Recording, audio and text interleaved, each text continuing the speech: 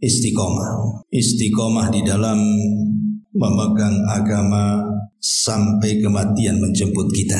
Di dalam Al-Quranul Karim Allah Subhanahu wa ta'ala berfirman, innal ladzina qalu rabbuna Allah thumma istaqamu tatanazzalu alaihimul malaikatu alla takhafu wa la tahzanu wa abshiru bil jannati allati kuntum tu'adun.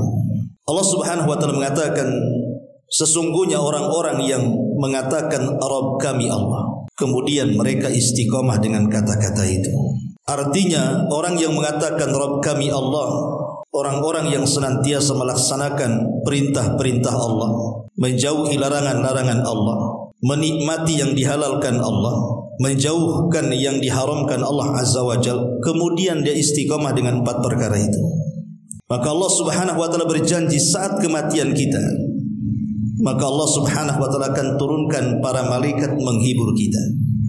Dan para malaikat akan mengatakan di telinga kita, berbahagialah, jangan sedih dan juga jangan susah hati, karena engkau sudah dijanjikan surga oleh Allah Subhanahu wa ta'ala.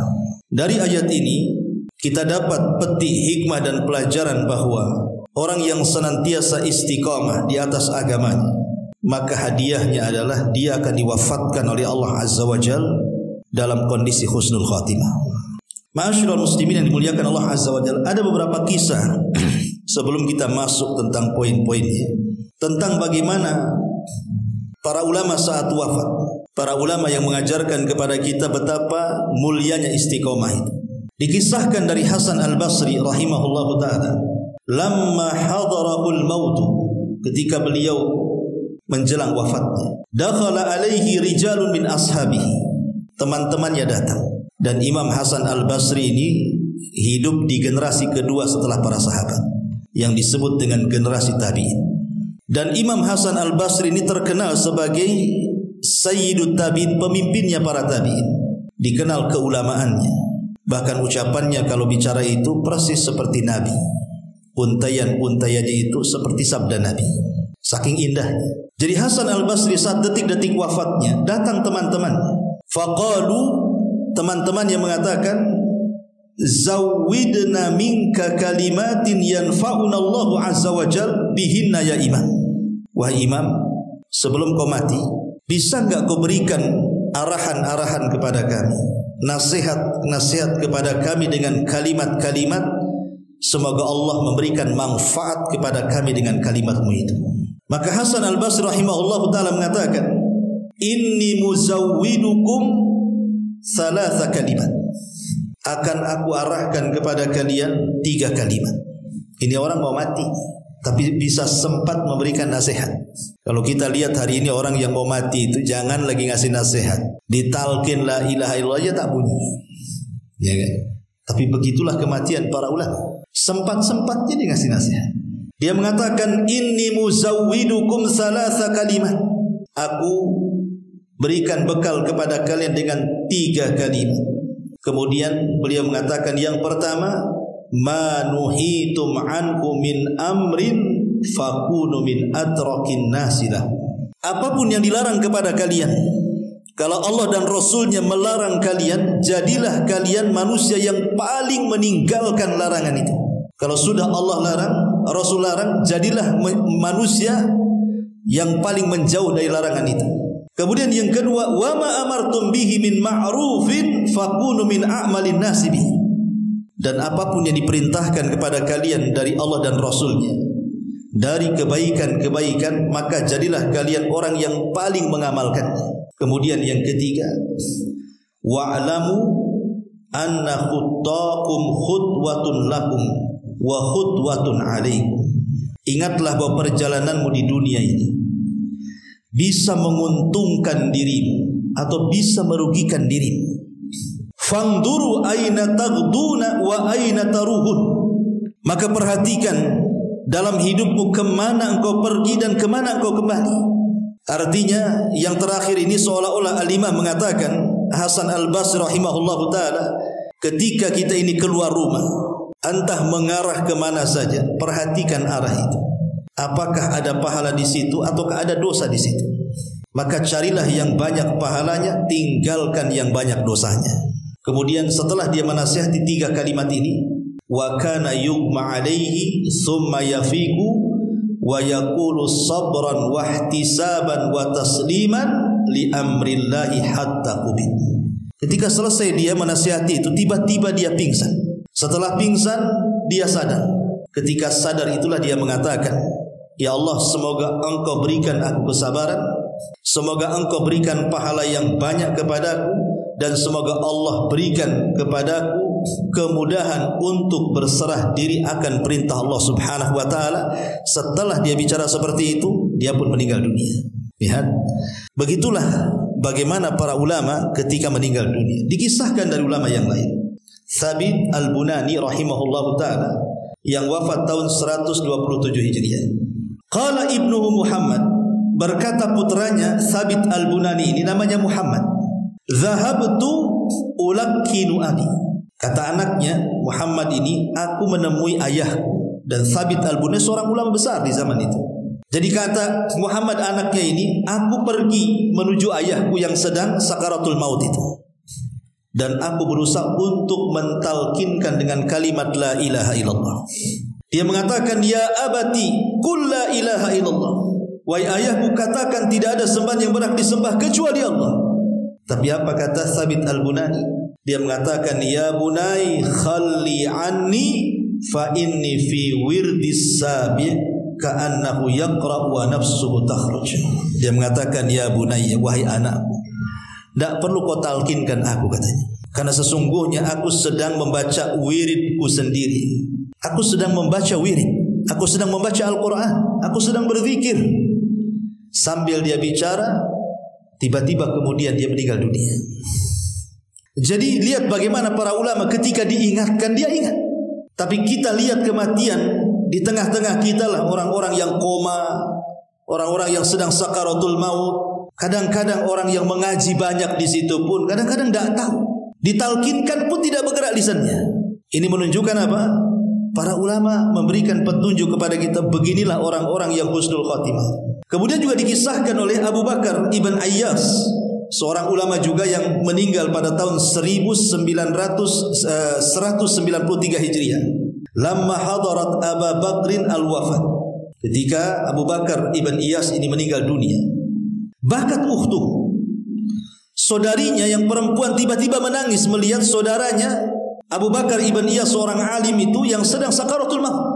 Faqala laha, tiba-tiba Abu Bakar Ibn Iyas mengatakan kepada saudaranya, ma yubkiki, kenapa engkau menangis?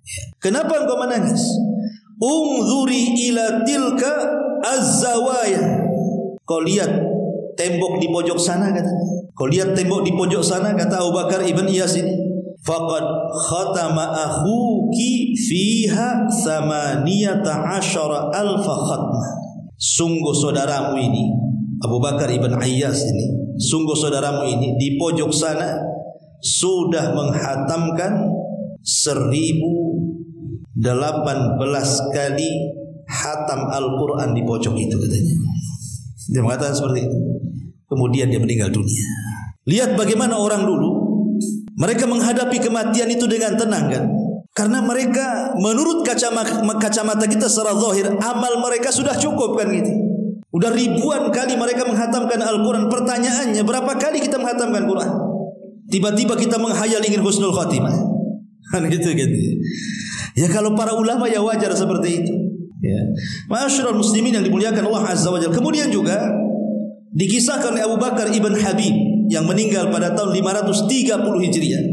Lamma uhtudira, ketika dia hampir sakaratul maut, qala lahu ashabu, teman-temannya datang di sekelilingnya dan mengatakan, ausina ya imam, bisa enggak kau wasiatkan aku dengan beberapa wasiat. Lihat bagaimana dulu ulama itu sangat dihormati. Mereka takut kalau seandainya mereka meninggal, karena Nabi mengatakan apa? Mautul alim musibatun la tujbar. Kematian seorang alim itu musibah yang tidak bisa digantikan. Kalau hari ini Pak Jokowi meninggal, wakilnya jadi presiden. Kalau hari ini Pak Rudi meninggal, wakilnya jadi wali kota. Kalau hari ini pengusaha meninggal, besok ada lagi yang lebih kaya. Itu dunia, bisa digantikan. Tapi seorang ulama kalau meninggal tidak ada gantinya. Itu Nabi yang ngomong. Mautul alim musibatul la tujbar. Kematian orang alim itu musibah yang tidak digantikan. Imam Syafi'i meninggal, siapa penggantinya? Tidak ada. Imam Ahmad meninggal, siapa penggantinya? Tidak ada sekelas Imam Ahmad. Imam Abu Hanifah meninggal, Imam Malik meninggal, imam-imam besar lainnya meninggal. Siapa yang menggantikan? Ulama-ulama kita di negeri kita meninggal, siapa yang menggantikan? Yang menggantikannya lebih bodoh daripada ustaz-ustaznya kan sebelumnya. Tapi kalau presiden boleh jadi mungkin yang setelahnya lebih baik atau mungkin lebih jelek kan begitu. Makanya Rasul mengatakan mautul ali musibatun la tujbar itu. Makanya dulu ulama itu dihargai. Kalau sekarang tidak, ulama itu diobok-obok kalau sekarang. Gitu ya. Wah, dimacam-macamin sekarang ini. Yang bukan ulama aja so jadi ulama sekarang. Yang ulama beneran tidak diulamakan, yang artis jadi ustaz itu pula diulamakan. Belajar di mana dia? Masyarul muslimin yang dimuliakan Allah Azza wa Jalla. Makanya kalau ada kematian orang alim dulu itu, mereka takut ilmunya hilang. Maka cepat-cepat saat detik wafat ini ditanya, takut ilmunya hilang. Makanya mereka mengatakan kepada Abu Bakar ibn Habib ini, ya Imam, ausina, jangan mati duluan katanya. Berikan wasiat dulu kepada kami katanya. Faqala, maka kata Abu Bakar ibn Habib, usikum bisalasin. Wasiatkan sebelum matiku 3 perkara. Pertama, bitaqwallahi azza wa jal, bertakwalah kalian kepada Allah. Yang kedua, wa muraqabatu fi khalkhalawat, ingatlah Allah di waktu kau sendirian. Karena betapa banyak orang-orang yang ketika bersendirian bermaksiat pula dia kepada Allah Azza wa Jalla. Dan itu dosa yang paling besar. Kalau orang bermaksiat saat bersendirian dengan Allah, bukannya berzikir malah bermaksiat, itu bisa menghapuskan pahala sebesar gunung Tihamah kata Rasul. Karena nanti pada hari kiamat ada orang-orang yang membawa pahala sebesar gunung Tihamah tiba-tiba dihancurkan gara-gara maksiat yang bersendirian kita dengan Allah Azza wa Jalla. Dan sekarang maksiat yang bersendirian itu mudah. Kalau dulu maksiat yang bersendirian itu mungkin orang pacaran berdua di kuburan kan itu ya, atau di mana nggak ada yang tahu kecuali dia dan Allah saja, dan ketiganya setannya lah di situ. Sekarang cukup dengan handphone saja bisa maksiat sendiri di kamar. Ya barho, ya kan, berita-berita nggak jelas, nonton film yang nggak layak ditonton, gambar-gambar. Sekarang bisa maksiat sendirian. Masyarul muslim, makanya di sini dinasihati wa muraqabatuhu fil khalawat. Ingat Allah saat bersendirian. Kemudian wahdharu masra'i hada, dan ingat saat posisimu seperti aku ini. Saat kalian seperti aku ini, kira-kira apa yang harus kalian siapkan? Jangan menunggu seperti aku sekarang ini. Artinya disuruh berbekal di sini. Wa tazawwadu fa inna khaira zadi taqwa, berbekallah kalian karena sebaik-baik bekallah taqwallahi azza wa jalla, bertakwa kepada Allah azza wa jalla. Kemudian juga dikisahkan dari ulama yang lain namanya Abul Waqti Abdul Awwal yang wafat pada tahun 553 Hijriah. Kana salihan katsira dzikri. Abul Waqti ini orangnya saleh, banyak berzikir kepada Allah Subhanahu wa taala. Lamma uhtudira, ketika detik-detik wafatnya ini, kana akhiru kalimatin qalaha, akhir ucapan sebelum wafatnya dia mengatakan apa? Ya laita qaumi ya'lamun bima ghafara li rabbi wa ja'alani minal mukramin. Duhai kiranya kaumku tahu, duhai kiranya kaumku tahu bagaimana Allah sudah mengampuni dosaku dan telah menjadikan aku termasuk orang mulia di sisinya. Ayat ini menceritakan tentang siapa? Habibun Najjar. Jadi kalau ibu bapak baca surah Yasin, dalam surah Yasin itu ada kisah tentang Habibun Najjar. Jadi di zaman dulu, di zaman Bani Israel, ada satu perkampungan diutus oleh Allah Subhanahu wa taala 2 nabi, tapi satu kampung tak mau beriman juga. Padahal 2 nabi diutus kepada kampung itu. Kemudian Allah mengatakan apa? Kami tambah 3. Fa'ajazna bisalis, katanya. Kami tambah 3 lagi. Bayangkan, sudah 2 masih kurang juga, nggak ada yang beriman. Ditambah lagi sama Allah 3 nabi sekaligus satu desa. Tapi hidayah itu milik Allah. 3 nabi sekaligus diutus loh, nggak ada yang beriman. Dekilnya Bani Israel Yahudi. Akhirnya kemudian mereka justru malah mengancam nabinya. Rupanya ada orang yang beriman tapi dari negeri yang jauh, namanya Habibun Najjar. Langsung kemudian ketika 3 nyawa Nabi terancam, datang Habibun Najjar dari perbatasan kota itu memperingati orang kampung itu dan mengatakan, kalian bersyukurlah sudah ada 3 nabi ini. Kok kalian tidak beriman? Jangan sakiti mereka, bahaya.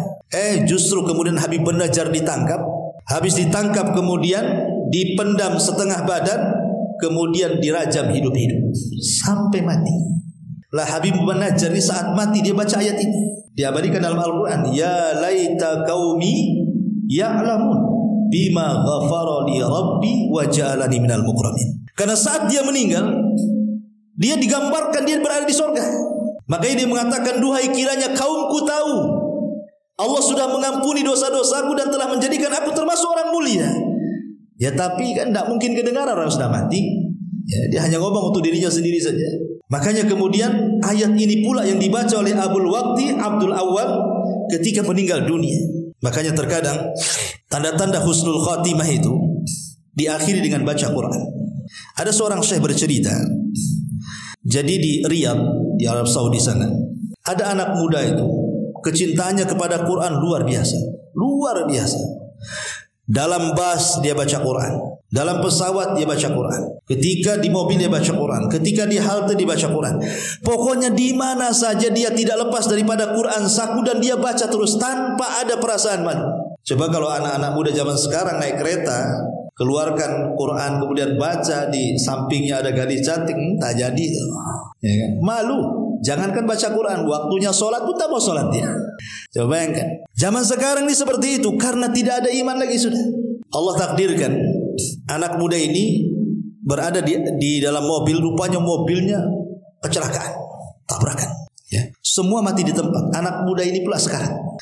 Akhirnya kemudian anak muda ini diselamatkan, dibawa ke mustashfa, ke rumah sakit. Sepanjang jalan dia terus membaca Al-Quran. Ketika kemudian dia sudah terbaring di ruang ICU, kemudian gurunya datang, seorang syekh itu berusaha mentalkin, tapi dia terus membaca suratun Najm. Wan najmi idza hawa ma dhalla sahibukum wa ma ghawa wa ma yantiqu anil hawa in huwa illa wahyun yuha.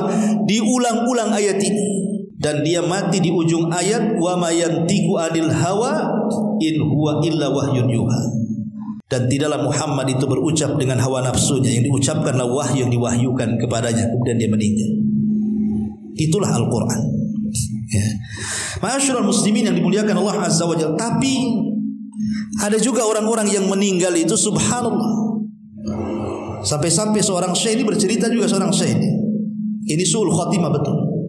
Ayahnya seorang alim, tapi anaknya orang jahat, akhlaknya buruk, mungkin karena sudah terkena pergaulan bebas di Saudi juga. Dan orang tuanya tidak tahu kalau anaknya itu sudah narkoba, sudah mungkin berzina dan begitu seterusnya.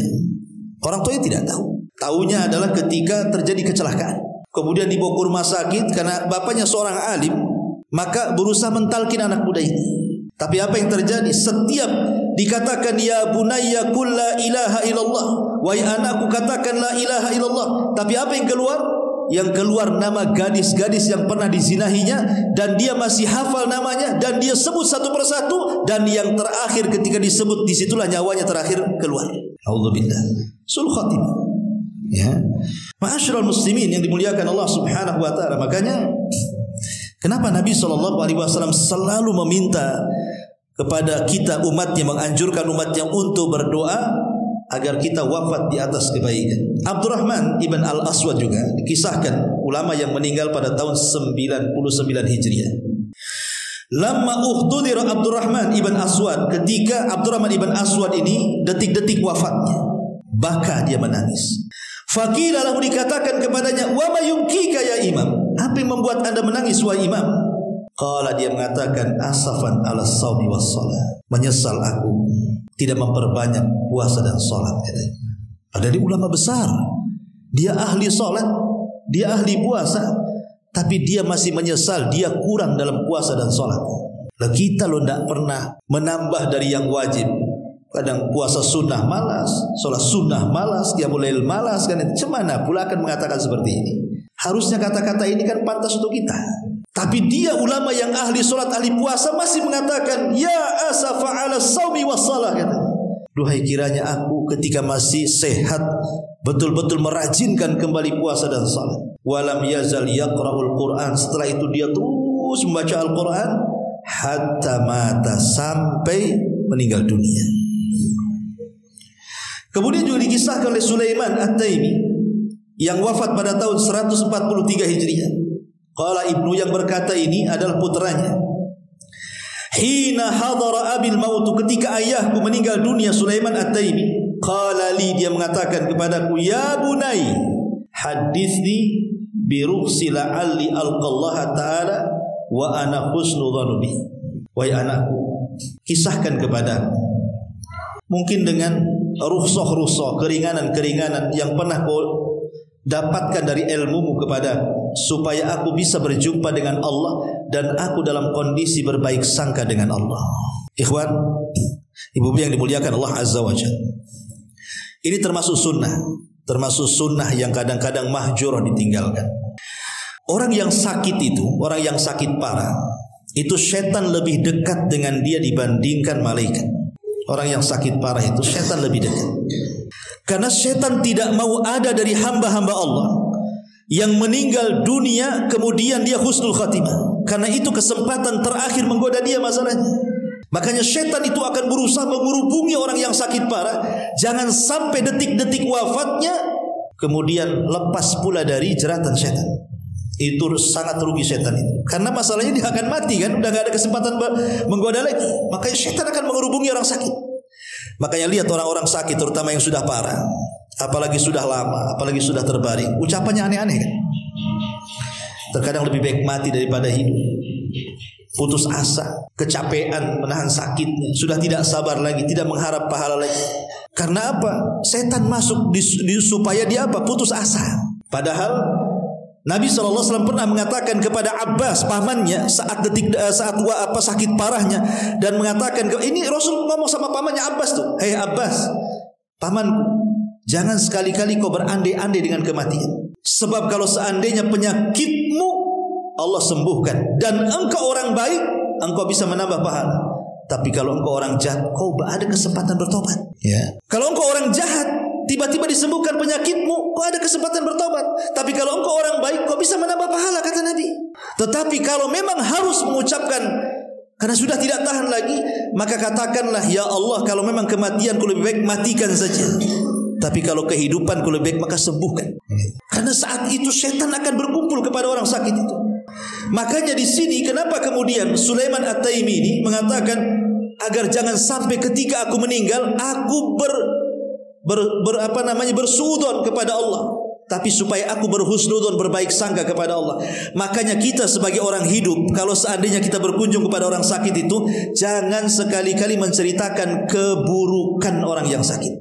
Ya, pamannya ada orang sakit parah nih, kita datang, sebutkan aja kebaikannya, sebutkan walaupun sebenarnya dia bukan orang baik, tapi sebutkan saja kebaikannya. Duh sayang, memang orang baik diuji seperti ini. Padahal dia orang jahat, padahal nggak apa-apa ngomong gitu saja. Ya. Atau kapan lagi lah kita ke masjid, kapan lagi kita ini, dan begitu seterusnya. Sebab orang sakit mendengarkan orang di sekitarnya. Kalau suara yang masuk itu kebaikan, maka akan menghilangkan memori-memori maksiatnya, dan yang diingat kebaikan yang diceritakan orang sekitarnya. Boleh jadi dengan itu dia tidak akan putus asa dari rahmat Allah, dan kalaupun dia meninggal minimalnya ada husnudzon, berbaik sangka dengan Allah.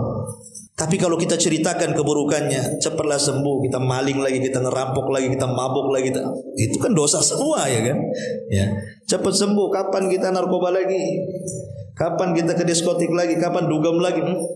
Lupa ingatan pahalanya, ini dosa, akhirnya ingat neraka.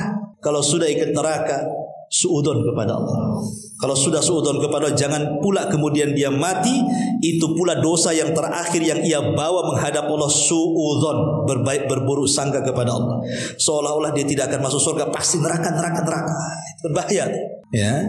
Jadi kalau ada orang sakit, hibur dengan kebaikan, supaya harapannya lebih besar dari perasaan takutnya. Jangan diceritakan maksiat, karena itu waktu kita menceritakan kebaikan. Ya. Kemudian juga dikisahkan dari Abu Hazim Salamah ibn Dinar Al-A'raj yang wafat pada tahun 144 Hijriah. Dari Muhammad ibn Muttarif dia mengatakan, dakhalna ala Abi Hazim al-A'raj, kami masuk ke rumah Abi Hazim al-A'raj lamma hadarahul maut, ketika detik-detik wafatnya. Faqulna, kami katakan, kaifa tajid, bagaimana kondisi, bagaimana keadaanmu? Qala, kata Abu Hazim, ajiduni bi khairin, alhamdulillah, aku dalam kondisi baik, rajian ilallah, aku terus mengharap pahala Allah, husnadzan bihi, berhusnudzon kepada Allah, fil mauti rahatan lil mu'minin, kematian itu adalah istirahat bagi orang-orang yang beriman. Kemudian dia membaca, wa ma indallahi khairun lil abrar, ingatlah apa yang di sisi Allah itu lebih baik bagi orang-orang yang senantiasa berbuat baik di dunia. Kemudian dia meninggal. Lihat, ma'asyiral muslimin wal muslimat rahimani wa rahimakumullah. Ini beberapa kutipan bagaimana para ulama-ulama dulu gitu ya. Saat wafatnya itu rasanya indah sekali. Ada yang membaca Quran kemudian meninggal, ada yang sedang menasihati kemudian dia meninggal, ada yang sedang berzikir kemudian dia meninggal, ada yang sedang membaca la ilaha illallah kemudian dia meninggal. Macam-macam gambaran ulama-ulama dulu meninggal. Nah, sekarang kita lihat gambaran-gambaran orang yang pernah Anda lihatlah saat nazah meninggal itu. Ada enggak gambaran-gambaran seperti orang-orang seperti ini? Ataukah sebaliknya? Yang Anda lihat cuma diam terus mati. Ngorok mati. Gitu kan. Lah dari sini kenapa pentingnya kita ini istiqomah. Makanya saat wafatnya Nabi SAW, semua para sahabat tidak yakin bahwa Rasul meninggal. Umar sampai sesumbar dan mengatakan, siapa yang mengatakan Muhammad sudah mati, ku penggal lehernya. Dia itu hanya sedang pergi 40 hari saja, nanti dihidup lagi dan akan mematahkan tangan dan kaki orang munafik itu. Saking gak percayanya Nabi itu wafat. Ali tidak bisa bangun kayak orang gila. Utsman lemas langsung. Semua para sahabat tidak sanggup bangkit karena gak yakin Nabi meninggal, kecuali Abu Bakar. Abu Bakar Siddiq radhiyallahu anhu tiba-tiba datang karena dia tidak tahu kalau Rasul meninggal. Dia dihabari Rasul meninggal. Kemudian dia datang dengan berusaha tenang, masuk ke kamar Aisyah radhiyallahu anha, putrinya. Kemudian disingkaplah wajah Rasul yang ditutupi kain, kemudian dicium keningnya dan mengatakan, tibta anta hayyan wa mayyitan ya Rasulullah. Sungguh indah jasadmu baik ketika hidup ataupun ketika mati wahai Rasul. Kemudian ditutup. Kemudian Abu Bakar keluar, langsung berkhutbah. Ini Umar sedang sesumber bawa pedang. Siapa yang mengatakan Muhammad mati, ku penggal lehernya. Kata Abu Bakar, uskut ya Umar, diam, duduk, suruh duduk. Ya. Tapi Umar tak mau duduk juga. Akhirnya Abu Bakar gak peduli dengan Umar, naik dia ke atas mimbar. Kemudian dia mengatakan di hadapan umat Rasul dan mengatakan, man kana minkum ya'budu Muhammadan fa inna Muhammadan qad mat. Siapa di antara kalian yang masih menyembah Muhammad, lihat Muhammad sudah mati. Wa man kana ya'budullaha fa innallaha hayyun la yamut. Tapi siapa di antara kalian yang masih menyembah Allah, Allah zat yang tetap hidup dan tidak akan mati. Barulah kata para sahabat, setelah Abu Bakar mengingatkan kami, apalagi kemudian membacakan ayat wa ma Muhammadun illa rasulun qad khalat min qablihi rusul afa imitta aw qutilan qalabtum ala aqabikum wa man yanqalibu ala akibaihi falan yadurrallaha syai'a wa sayazillahu syakirin. Tidaklah Muhammad itu sama dengan rasul-rasul sebelumnya. Apakah kalau dia mati atau terbunuh kalian akan murtad lagi? Siapa yang murtad ke belakang kalian tidak memadaratkan Allah sama sekali, karena Allah hanya membalas orang-orang yang bersyukur saja. Sahabat mengatakan, ketika Abu Bakar mengingatkan kami dengan ayat itu, baru kami sadar Nabi itu sudah meninggal. Tapi lihat bagaimana Abu Bakar Siddiq radhiyallahu memberikan kesemangatan untuk istiqomah. Ini wasiat istiqomah Abu Bakar. Yang kalian sembah itu bukan Muhammad, yang kalian sembah itu Allah. Ubudullah hatta ya'tiyakal yakin. Sembahlah Allah sampai mati. Karena Rasul-Rasul Muhammad ini sama dengan Rasul yang lainnya. Sama dengan Musa sudah meninggal, sama dengan Isa diangkat ke langit, sama dengan yang lainnya juga meninggal. Semua kita akan meninggal. Tetapi namanya beribadah itu, tetap kita harus terus tidak boleh terputus kepada Allah Subhanahu wa taala. Itu namanya istiqomah. Abu Bakar mengingatkan soal istiqomah ini. Karena di zaman sekarang, ikhwatu fiddin, muliakan Allah Azza wa Jalla, ini zaman fitnah. Syubhat dan syahwat itu sudah merajalela di tengah kita ini. Apa itu syubhat? Syubhat ini kerancauan dalam beragama. Coba sekarang lihat di media-media sosial itu, macam-macam ajaran ada di situ. Karena apalagi di negeri kita ini, ikhwan, orang Arab mengistilahkan apa? Likulli saqitin laqit. Setiap yang jatuh pasti ada yang mengut. Maknanya ajaran apapun, sesesat apapun ada pengikutnya tuh di negeri kita. Yang ngaku Imam Mahdi ada juga pengikutnya. Imam Mahdi laki-laki, Indonesia perempuan pula ngaku Imam Mahdi. Dia Aiden tuh, ya. Yang ngaku Tuhan pun ada pengikutnya. Ya mungkin pengikutnya di dunia medsos mungkin ada nge-like juga kan gitu ya. Macam-macam, yang nggak sholat aja ada pengikutnya. Nauzubillah di negeri kita ini. Ini penyakit syubhat namanya. Adapun penyakit syahwat ya ada macam-macam lah. Sekarang kita ini dipertontonkan dengan macam-macam syahwat kan. Dengan maksiat-maksiat depan kita ini, dari diskotiknya, dari narkobanya, dari maboknya, dari perempuan, macam-macam. Dengan hubud dunianya, kecintaan kita kepada dunianya. Lah kita dihadapkan dengan fitnah yang seperti ini. Kalau kita tidak istiqomah, mungkin kita mudah akan hati kita ini akan condong, mungkin condong kepada syahwat atau mungkin condong kepada syubhat. Mungkin rusak agama kita atau rusak akhlak kita. Sebab kalau terkena syubhat, rusak agama kita. Kalau terkena syahwat, rusak akhlak kita. Padahal yang menjadikan manusia baik itu adalah agama dan akhlak. Kalau bisa mengawinkan agama dan akhlak itu, jadi orang baik kita. Tapi sekarang agama diserang, akhlak pula diserang. Makanya kalau tidak istiqomah, susah sekali. Lalu apa saja supaya kita ini bisa istiqomah sampai kematian kita? Saya akan sebutkan 15 perkara dengan singkat karena juga waktu. Yang pertama, supaya kita istiqomah, al-iqbal al-Quran. Jangan lepas dengan Quran. Quran itu identitas kita kaum muslimin. Jangan pernah lepas dengan Al-Quran. Baca Al-Quran, pelajari Al-Quran, renungkan Al-Quran, amalkan Al-Quran. Karena nanti Nabi SAW akan menghadap kepada Allah pada hari kiamat dan mengatakan di hadapan Allah, inna qaumi ittakhidhu hadzal qur'ana mahjura, ya Rabb, maafkan saya, kaumku di akhir zaman sudah mulai mereka meninggalkan Al-Quran. Pertanyaannya, sudahkah kita membaca Al-Quran setiap hari? Pasti jawabannya tidak. Setiap minggu? Tidak juga. Setiap bulan? Tidak juga. Nunggu Ramadan Ustaz? Tidak juga Ramadan tuh. Dia gak tarawih juga rupanya. Kapan baca Quran kalau begitu? Ya. Padahal itu yang membuat kita istiqomah. Kemudian yang kedua, iltizam syar'illahi wal amali salih. Berusaha untuk iltizam, mengokohkan diri untuk berpegang dengan syariat Allah dan berusaha untuk beramal saleh. Kalau seandainya kita diberikan oleh Allah kekuatan, ikhwatu fiddin yang dimuliakan Allah Azza wa Jalla, ibu-ibu dan bapak-bapak juga, cobalah setiap hari itu ada amalan yang kita amalkan.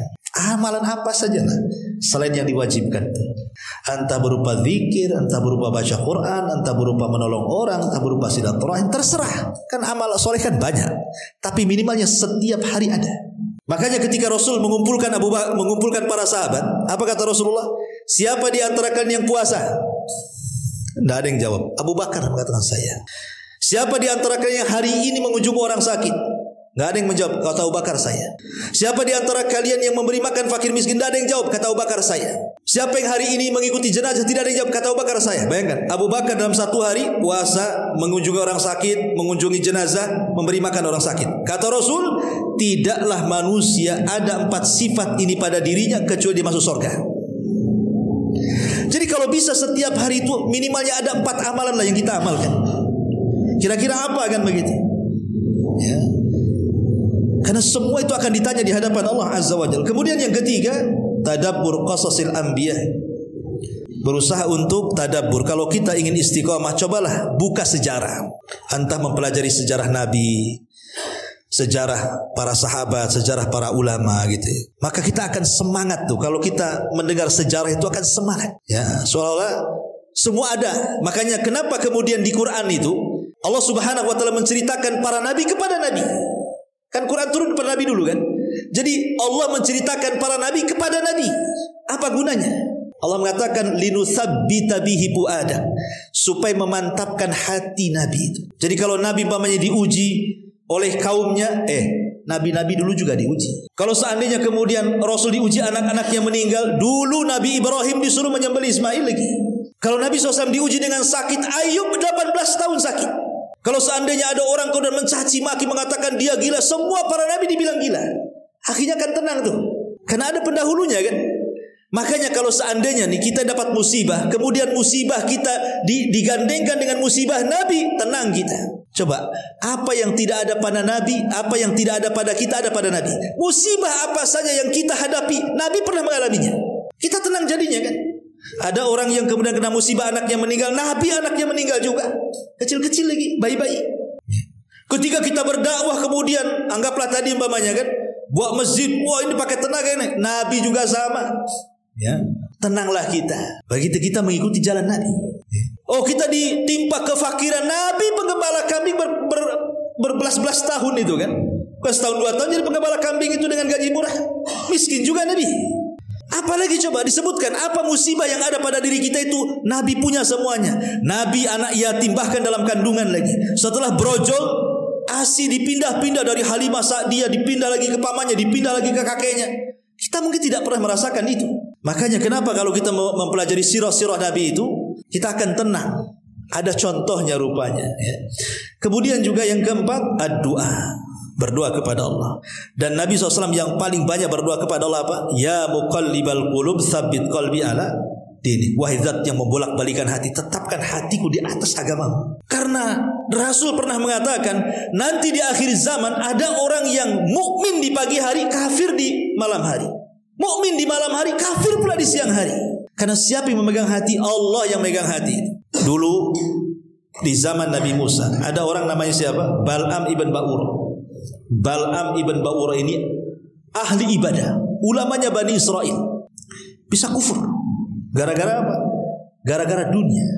Ditawari jabatan, ditawari harta, kufur dia. Padahal ulama Bani Israel sampai Allah Subhanahu wa taala gambarkan kekufurannya itu, sampai Allah mengatakan fansalakha fakana minal ghawin faatbahu syaitan lagi katanya. Dia seperti ular yang mengganti baju. Ular kan suka ganti baju tuh kulitnya tuh. Itu insalah namanya. Artinya dia melepas baju keimanannya, berubah menjadi kekafirannya. Sesat pula dia. Harusnya dia mengikuti setan, setan ikut dia lagi. Itu Bal'am bin Ba'urah. Itu di Quran dijelaskan. Siapa lagi? Banyak. Dulu ada namanya Rajal ibn Unfuah. Rajal ibn Unfuah ini di majelis Nabi. Walaupun ada sebagian ulama mengatakan riwayatnya lemah, tapi saya kisahkan aja sebagai ibrah. Jadi Rajal ibn Unfuah ini dia membaca surah Al-Baqarah secara khatam dan tafsirnya dengan Nabi. Artinya dia orang yang cinta dengan Quran. Rajal ibn Unfuah ini. Di akhir-akhir kehidupan Nabi muncul nabi palsu namanya Musailamah al-Kadzdzab dari Yaman. Maka Rasul mengirim surat lewat Rajal ibn Unfuah ini. Ya Rajal, kasihkan surat ini kepada Musailamah al-Kadzdzab, si nabi palsu dari Yamamah itu, supaya dia bertobat. Dibawalah surat itu. Di tengah jalan Rasul meninggal. Surat ini dibawa Rajal. Ketika sampai di kandang Musailamah al-Kadzdzab itu, entah ngomong apa Rajal ibn Unfuah ini, empat mata dengan Musailamah. Tiba-tiba dia mengatakan bahwa Musailamah al-Kadzdzab itu benar seorang nabi. Rupanya apa? Ditawari kekuasaan, ditawari harta. Padahal udah ngaji sama Nabi lagi tuh, bisa murtad dia. Rajal ibn Unfuah. Na'udzubillah, apalagi kita. Makanya Umar ibn Khattab ketika memegang Taurat itu, ada satu lembaran Taurat dipegang Umar. Rasul marah dan mengatakan, amutahawwikun anta ya ibn Khattab. Kau sudah bingung wahai Umar. Lempar tuh lembaran Taurat. Di depanmu ada Quran. Apain pula kau pegang-pegang Taurat? Nabi tahu hati Umar itu yang memegang Allah, bukan Umar. Bisa saja Umar tersesat. Kalau sekelas Umar aja dikhawatirkan oleh Nabi, tentu sekelas kita lebih khawatir lagi. Nabi lah kan begitu. Tiba-tiba kita tidak pernah belajar Quran, tidak belajar hadis, sok-sok beli Injil dibaca. Kenapa beli Injil? Perbandingan agama Ustaz. Perbandingan dari mana? Quran aja gak khatam. Mau dibanding-bandingkan dengan mana? Mau sesat kamu kan begitu. Jadi makanya banyak berdoa supaya di zaman fitnah ini adalah hati kita tetapkan di atas agama Allah Azza wa Jalla. Kemudian yang nomor 6, yang nomor 5, zikrullahi Azza wa Jalla. Perbanyak zikir. Karena zikir yang bisa menenangkan hati. Kemudian yang nomor 6, al-hirsu ala an yaslukal muslim tariqan sahihan. Berusaha untuk mencari jalan yang benar. Talabul ilmi. Kalau kita ingin istiqomah, rajin-rajin hadir di majelis taklim. Orang yang jarang hadir di majelis taklim itu mudah futur orang itu. Siapa yang akan memberi nasihat kepada orang kalau tidak hadir di majelis taklim? Karena ilmu itu hanya akan dapat di majelis taklim. Anda bisa mungkin belajar lewat YouTube, lewat televisi, tapi Anda tidak beradab di situ. Kadang-kadang sambil tidur tengok YouTube, sambil makan tengok YouTube, kadang-kadang nggak pakai baju lagi. Nah, coba kalau antum hadir di majelis taklim, ada yang berani pegang bawa makan, buka baju, tidur.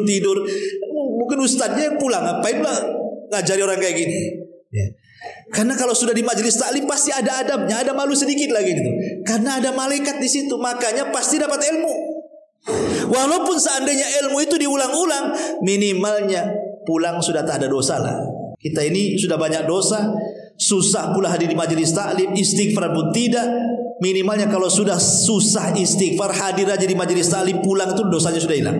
Kata Nabi, "Qumu maghfuran lakum." Pergi kalian, dosa-dosa kan sudah diampuni. Ya. Walaupun yang ngantuk Ustaz. Ya, walaupun yang ngantuk insyaallah. Insyaallah. Mudah-mudahan enggak ngantuk aja lah ya. Kemudian yang nomor 7, at-tarbiyah. Berusaha untuk tarbiyah. Mentarbiyah itu membiasakan, melatih diri. Jangan malas, gitu maksudnya ya. Karena perasaan malas, makanya Rasul berdoa. Ada satu doa menarik itu ketika Rasul, entah siapa yang melangkahkan kaki Rasul. Tahu-tahu ke masjid aja Rasul itu. Rupanya di masjid itu ada Abu Umamah Al-Ansari. Lagi bingung, stres. Kata Rasul, "Hei Abu Umamah, ngapain kau di sini? Ini kan bukan waktu sholat, karena waktu itu di waktu duha. Waktu duha orang kerja. Ngapain kau di masjid?" katanya. Apa kata Abu Umamah? "Humumun lazimatni ya Rasulullah. Humumun lazimatni wa duyunun ya Rasul." Bingung, stres, banyak hutang wahai Rasul. Rupanya ada juga sahabat yang stres hutang. Bukan kita aja, sahabat pun ada yang berhutang, stres dengan hutangnya. Karena hutang itu, apa kata istilahnya para ulama itu? Stres di malam hari, hilang di siang hari. Nah, itu nah.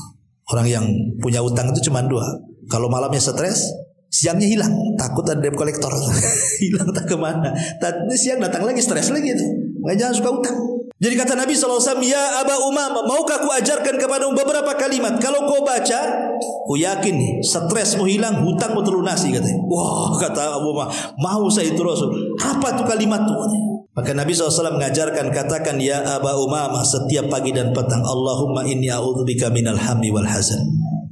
Minal hammi wal hazan, wal ajzi wal kasal, wal jubni wal bukhli, wa wa ghalabati daini wa qahrir rijal."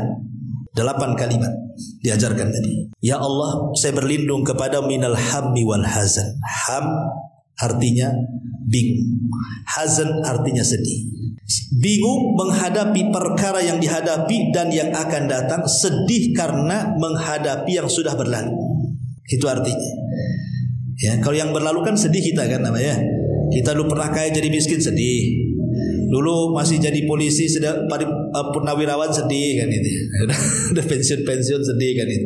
Tapi kalau bingung ini sesuatu yang akan dihadapi, besok mau makan apa, besok mau usaha apa, itu namanya bingung tuh. Ya, kita berlindung dari dua-duanya, dari bingung dan dari sedih. Kemudian minal ajzi wal kasal. Kita berlindung kepada Allah dari kelemahan dan kemalasan. Ini 2 penyakit bahaya ini. Lemah, malas, bahaya. Apa bedanya? Kalau malas dengan ajzi, dengan lemah itu. Kalau lemah itu orang pengen sholat, dia kepengen, tapi karena sakit stroke nggak bisa ke masjid, itu namanya lemah. Pengen ke masjid tapi lemah, nggak bisa datang. Malas bahaya, ya. Ada panggilan adzan, dia bisa jalan tapi tak mau jalan, itu namanya lemah. Malas tuh namanya. Kan beda kan? Kalau malas itu bisa jalan, tak mau jalan. Tapi kalau lemah gimana pula namanya lemah? Dua-duanya kita berlindung kepada Allah. Dua-duanya kita berlindung kepada Allah. Makanya kita berlindung dari kemalasan. Karena malas ini penyakit apa yang dilakukan orang malas? Coba tidur. Dunia saja tidak mungkin dicapai, dia apalagi agama. Orang malas itu dua-duanya ngerokok sana sini. Kayak orang stres orang malas itu. Kita berlindung dari dua-duanya tuh, malas sama al-az, ya, sama kelemahan. Kemudian minal jubni wal kasal, minal jubni wal bukhli. Kita berlindung dari kebakhilan dan kepengecutan. Orang bakhil ini bahaya sekali. Kemudian juga pengecut. Orang pengecut ini takut. Jangankan lagi mau usaha, mau lewat di tempat yang ada kuburannya tak jadi. Nanti kalau sudah sampai itu digas motornya 100. Bisa nabrak-nabrak itu. Itulah orang-orang penakut tuh kayak gitu. Tergesa-gesa. Dan yang terakhir, berlindung dari terkalahkan oleh hutang ataupun jasa orang. Kadang-kadang orang kalau sudah banyak jasa kepada kita, kemudian kita disuruh tegur, bisa nggak kau nasihati si An? Nggak bisa saya. Kenapa? jasanya banyak sama saya. Gak bisa menyampaikan kebenaran jadinya kan. Maka kita berlindung dari dua-duanya tuh. Makanya istiqomah itu harus ada tarbiyah, jangan malas. Ya, jadi ada ijtihad. Kemudian juga yang ke-8, as-siqatu bitariq, harus yakin dengan apa yang sudah kita yakini. Kemudian juga yang nomor 9, mumarasatu da'wati ilallah, berusaha untuk membiasakan ngajak orang kepada kebaikan. Walaupun kita belum baik 100%, ajak manusia kepada kebaikan. Kalau maling ketemu maling, kemudian maling tidak mengatakan jangan maling, dua-duanya maling sampai kiamat. Bisa dipahami ya? Tapi kalau maling bilang jangan maling, boleh jadi salah satunya tobat. Masa saya maling teriak jangan maling kok masih maling, saya enggak, malulah kan itu. Atau dia masih maling kawannya, betul juga kau. Akhirnya kan, kalau kita memberikan nasihat nunggu kita baik 100%, enggak akan bisa memberikan nasihat. Yang penting biasakan aja nasihat-nasihat. Boleh jadi dengan sebab itu hidayah pada kita, itu maksudnya. Nah, itulah istiqomahnya di situ. Kemudian juga yang nomor 10, al-iltifat haulal anasir mutsbitah. Berusaha untuk mengambil anasir, maksudnya poin-poin terpenting dalam hidup itu. Ibadah itu banyak, tapi ambillah yang paling penting dengan itu. Entah wajibnya dulu. Ya, kita biasakan yang wajib dulu. Ini aneh. Orang tidak pernah sholat wajib. Orang tidak pernah sama sekali sholat, tapi kalau masuk Ramadan, puasa pula dia. Puasa tuh. Nanti kalau dekat-dekat mau buka puasa tuh, sempet-sempetnya dia tanya korma. Mana korma kok kata dibeli bu? Kenapa korma? Itu sunnah Nabi katanya. Loh, kalau sunnah ingat dia. Sholat yang wajib tak ingat. Tarawih dia tarawih, duhur pula tidak. Ini kan kurang ajar. Yang wajib kemana, yang sunnah kemana kan? Aduh, otaknya udah error. Kemudian juga yang nomor 11, as-siqatu binasrillah wa annal mustaqbalil Islam. Ingat, pertolongan itu datang dari Allah. Terkadang orang itu berpikir seperti ini. Kan di Quran itu kan sudah jelas ya. Orang-orang yang beriman itu kan janji-janji Allah banyak sekali akan diberikan kepada orang-orang beriman. Contoh, Allah mengatakan innallaha yudhafi'u 'anil ladzina amanu. Allah itu akan menolong, akan membela orang-orang yang beriman. Kemudian Allah mengatakan wa kana haqqan 'alaina nasrul mu'minin. Kewajiban bagi kami menolong orang-orang yang beriman. Dan Allah mengatakan man 'amila salihan min dzakarin aw untha wa huwa mu'minun falanuhyiyannahu hayatan thayyibah. Barang siapa yang beramal soleh dari laki-laki dan perempuan dan dia beriman, kami akan berikan kehidupan yang layak untuk dia.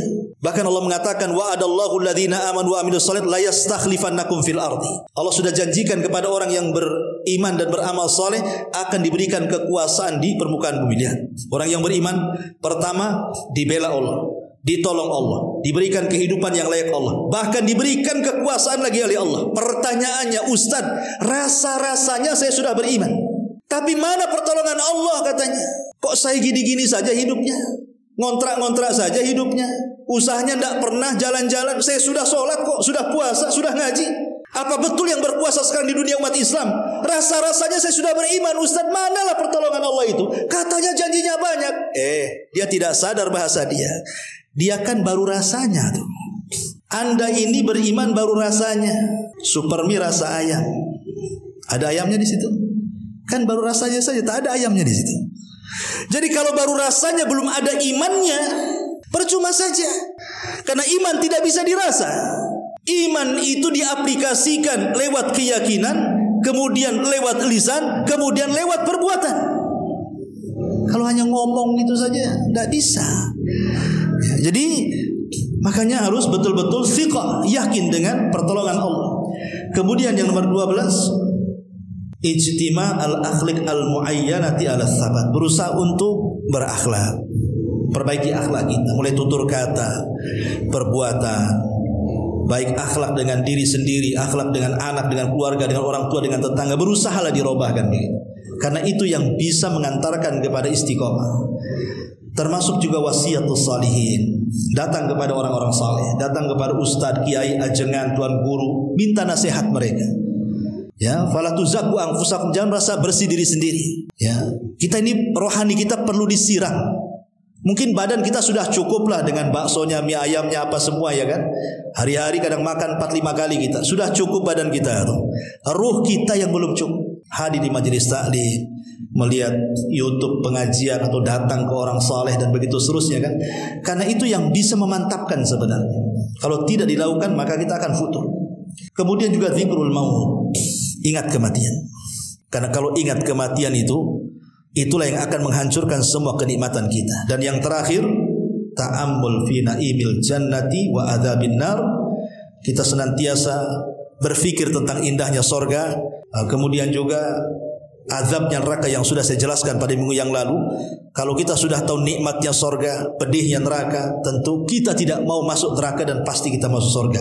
Dan jalan masuk sorga adalah dengan beriman dan beramal soleh. Sebab inilah di antara kunci-kunci supaya kita istiqomah dari mulai balik sampai kita meninggal dunia. Wallahu a'lam bishawab. Ini yang bisa saya sampaikan. Tadi ibu-ibu belum datang ya, harusnya temanya keluarga. Maaf, insyaallah mungkin minggu depan saja. Subhanallah bihamdika asyhadu an la ilaha illa anta astaghfiruka wa atubu ilaik. Allahu ta'ala alam. Assalamualaikum warahmatullahi wabarakatuh.